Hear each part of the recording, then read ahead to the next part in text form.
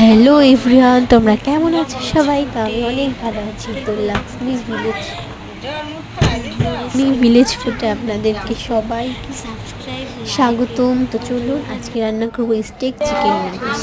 তো আমরা প্রথমে কেউ কিন্তু এটা দেখায় না, বেশিরভাগ মানুষ শুধু নুডলস রান্না করা দেখায়। তো আমি এবার দেখাচ্ছি স্টেক চিকেন নুডলস রান্না করবেন। তো এটা থাকবে একটু পার্টি টাইপের, চ্যাপটা চ্যাপটা টাইপের।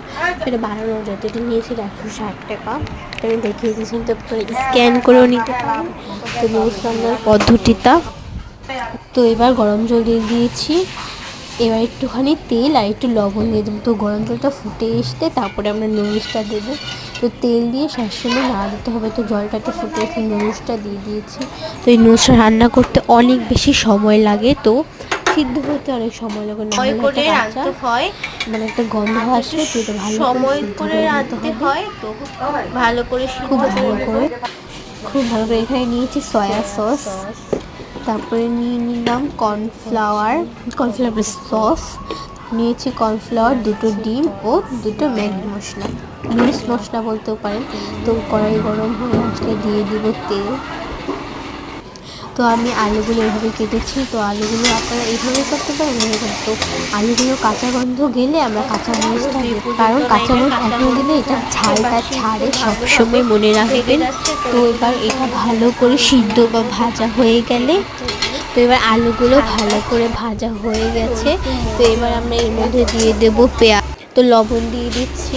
লবণ কিন্তু শুরুতে কখনোই দিবেন না, শেষে দিতে হয়। তো এবার আমরা এখানে দিয়ে দেবো, তো এবার দিয়ে দিয়েছি পেঁয়াজ।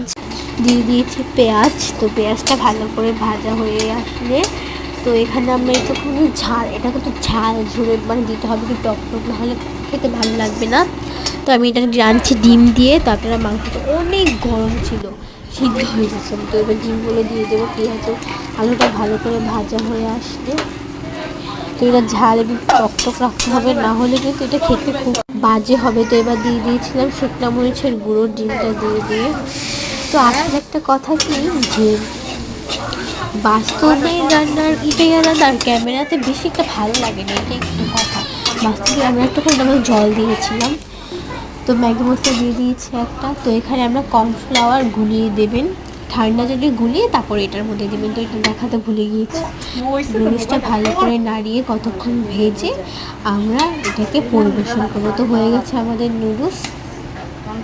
তো খুব মজাই হয়েছিল। তো আপনারা মাংস দিয়েও রাঁধতে পারেন এটা, এই একই পদ্ধতিতে মাংস দিয়ে রাঁধতে পারেন। তো পরিবেশন করে আবার একটা নতুন ভিডিও নিয়ে আসবো। সবাই সাবস্ক্রাইব